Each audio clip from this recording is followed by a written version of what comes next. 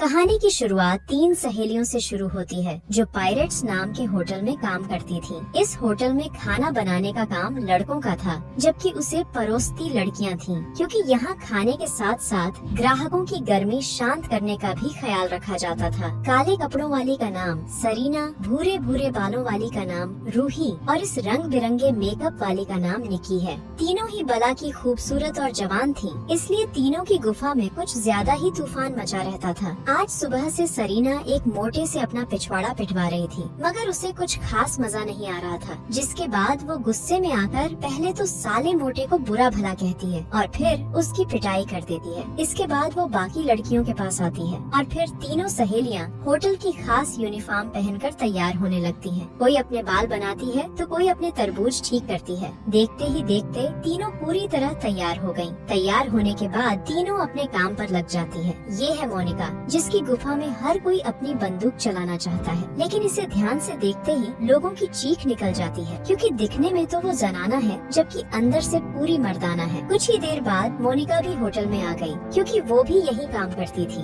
मोनिका भी इन तीनों की अच्छी सहेली थी। उसके आने के बाद सभी योजना बनाने लगी कि होटल में आने वाले ग्राहकों को कैसे मजे करवाए जाए। सभी अपना अपना तरीका और अनुभव बताने लगती है और लड़के भी कुछ तरीके बताकर उनकी मदद करते हैं। यहाँ काम करने वाली कोई भी लड़की शादी में यकीन नहीं करती थी। उन्हें तो बस अपनी गुफा में धमाके करवाना अच्छा लगता था। रात को अपना काम खत्म कर सभी लड़कियां फिर से कपड़े बदल रही थीं और एक दूसरे को ये भी बता रही थीं कि किसने कितने गन्नों का रस निकाला और कितनी कमाई की। इसी बीच रूही लड़कियों को बताती है कि आज से मैं अपनी मासी के घर रहने वाली हूँ। कुछ दिन पहले मेरी मासी की मौत हो गई और मेरी माँ ने उसके घर को बेचने का फैसला किया है। वो चाहती है कि जब तक घर बिक नहीं जाता तब तक मैं उस घर में जाकर रहूं, ताकि खाली घर देखकर उसमें कोई चोर ना घुस जाए। इधर रूही घर के बारे में बता रही थी, जबकि उधर घर में चोर घुस चुके थे। एक चोर घर से कीमती चीजें चुराना शुरू ही करता है कि तभी उस पर कोई हमला बोल देता है।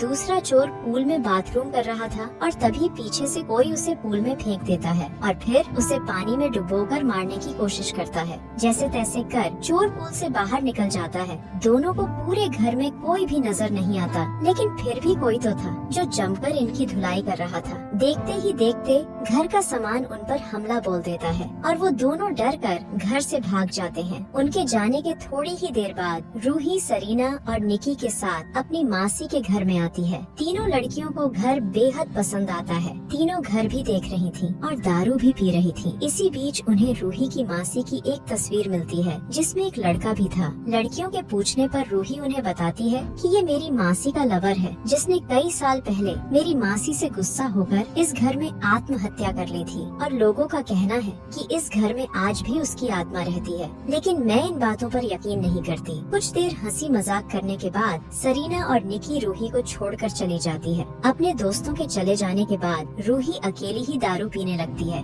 अचानक उसे ऐसा महसूस हुआ कि जैसे किसी ने उसकी गुफा में उंगली करी हो, जबकि वहाँ रूही के अलावा कोई भी नहीं था। रूही को लगने लगा कि उसे दारू का ज्यादा नशा हो गया है, इसलिए वो सोने के लिए कमरे में आ जाती है। रात को जब वो नींद में थी तो कोई उसके कपड़े उतार कर उसकी गुफा में धमाके करने लग जाता है और रूही भी पूरे मजे लेती है। पानी निकालने के बाद जब रूही की आंख खुलती है तो कमरे में कोई नहीं था। असल में इस घर में सच में एक भूत रहता था, जिसे लड़कियों की गुफा में धमाके करना पसंद था। जल्दी ही रूही सब समझ जाती है कि इस घर में सच में भूत है और उसी ने मेरी गर्मी शांत की है। वो जल्दी जल्दी अपने दोस्तों को इस बारे में बताती है, जिसके बाद वो भी अपने अपने लवर्स के साथ यहाँ आ जाती है। सभी लड़कियाँ इंसानों के साथ पानी निकाल निकाल कर बोर हो चुकी थी, इसलिए अब वो भूत के साथ मजे करना चाहती थी। सभी लोग अपने अपने कमरे में सामान रखने लगते हैं और इसी बीच एक लड़का रूही के करीब आने की कोशिश करने लगता है, जो भूत को अच्छा नहीं लगता और वो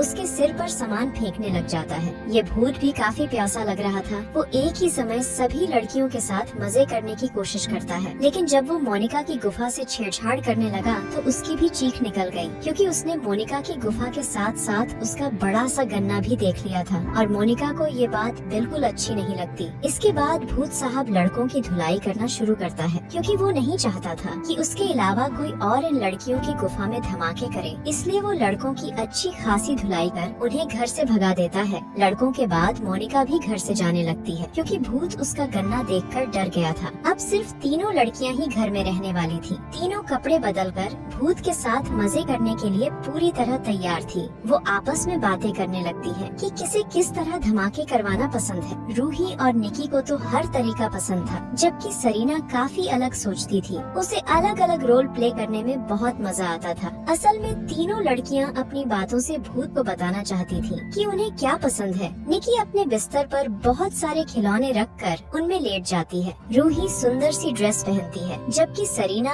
एक खास ड्रेस पहनकर बिस्तर पर लेट गई थी। वो चाहती थी कि भूत उसे बांधकर पहले उसकी पिटाई करे और फिर जबरदस्ती उसकी गुफा लूटे। सबको तैयार देखकर भूत इतना गर्म हो जाता है कि वो जल्दी जल्दी तीनों लड़कियों को खुश करने में लग जाता है। आज काफी समय बाद सरीना को किसी ने इतना मजा दिया था, इसलिए वो बेहद खुश थी। ये भूत लड़कियों की हर जरूरत का ख्याल रख रहा था। वो निकी को मेकअप करने में मदद करता है। रात को सरीना कुछ ज्यादा पिट गई थी, इसलिए भूत ने उसके लिए दवा का इंतजाम कर रखा था।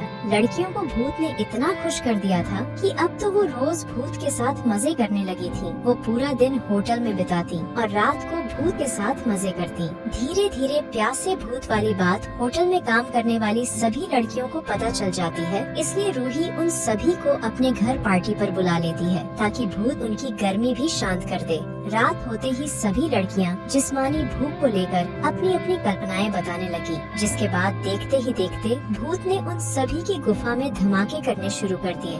भूत पूरी रात लड़कियों के साथ मजे करता है। ऐसे ही एक दिन लड़कियां अपने अपने लवर्स के बारे में बात करने लगी कि वो उनसे बहुत प्यार करती है, इसलिए अब उन्हें भूतिया घर से वापस आ जाना चाहिए। रूही और निकी आज रात अपने अपने लवर्स के साथ डेट पर जाने की योजना बनाती है, इसलिए आज रात वो भूत के साथ कुछ नहीं करना चाहती थी। जब ये बात भूत को पता चलती है तो वो उन पर बेहद गुस्सा करता है और उनसे झगड़ा कर वहाँ से चला जाता है। अगली सुबह भी भूत का गुस्सा शांत नहीं होता। वो लड़कियों को परेशान करने लगता है, जिससे दुखी होकर वो तीनों घर से बाहर आ जाती है। लड़कियों को लग रहा था कि भूत घर के बाहर नहीं आ सकता, मगर भूत ने उनकी ये गलत फहमी जल्दी ही दूर कर दी। थोड़ा सोचकर रूही फैसला करती है कि आज रात वो भूत से बात करेगी। अब रूही अपना काम खत्म कर बिना किसी को बताए प्यासे भूत से बात करने पहुंच जाती है। उसके जाने के बाद जब ये बात उसके दोस्तों को पता चलती है कि रूही अकेली ही प्यासे भूत से बात करने गई है, तो वो भी उसकी मदद करने के लिए निकल पड़ते हैं। उधर रूही अपनी मासी के घर में थी। वो भूत को समझाने की कोशिश करती है कि हमें तुम्हारे साथ बहुत मजा आता था, लेकिन अब हम लोग तुम्हारे साथ और मजे नहीं कर सकते, क्योंकि मेरी माँ इस घर को बेचने वाली है और हम तीनों अपने अपने लवर्स के साथ रहने वाली हैं।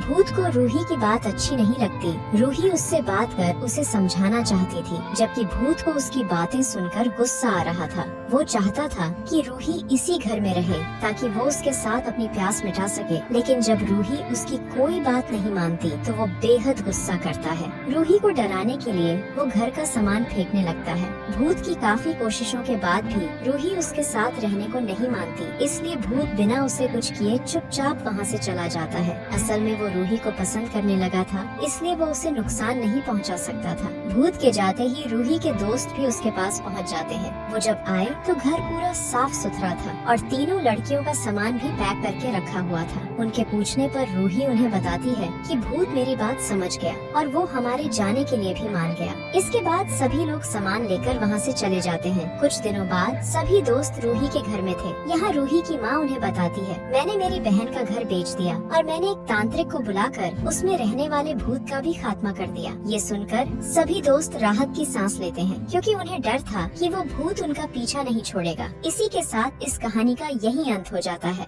अगर आप ऐसी ही वीडियोस के दीवाने हैं तो प्लीज मेरे चैनल को जरूर सब्सक्राइब करें। मिलते हैं अगली वीडियो में, तब तक के लिए नमस्कार।